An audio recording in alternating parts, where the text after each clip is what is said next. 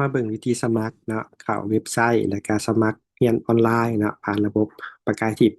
ก่อนอื่นเมดเนาะเวลาสมมุติว่าเข้าหน้าเว็บไซต์ประกายทิพย์แล้วเนี่ยมันจะมี2อันออนไลน์คอร์สเนาะบทเรียนทางออนไลน์ครับกดเข้าไปคือตอนนี้นี่จะมีคอร์สเกี่ยวกับพื้นฐานการบัญชีอากรและก็วิชาอังกฤษเนาะค่าลงทะเบียนกันประมาณนี้ฉะนั้นเฮาก็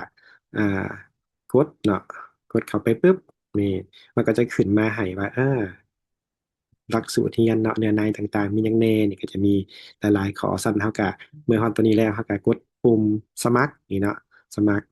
ปึ๊บกดสมัครแล้วก็กดล็อกอินนี่เราก็ได้ที่กรุณาแจ้งเข้าสู่ระบบก่อนเนาะล็อกอินก็คืออย่างกด Gmail หรือว่าใส่อีเมล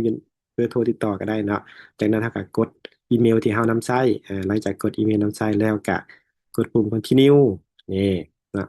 ตอนนี้ก็จะเข้าสู่ระบบจะขึ้นรูปของเฮานี้คำว่าไม่บัดนี้ คำว่าออนไลน์คอร์สใหม่กดอีกเนี่ยกดคำว่าคืนเด้กดคำว่าเขาเฮียนตืมเนาะกดเขาตืมเด้ก็สามารถเข้าเบิ่งเนาะเนื้อในได้เลย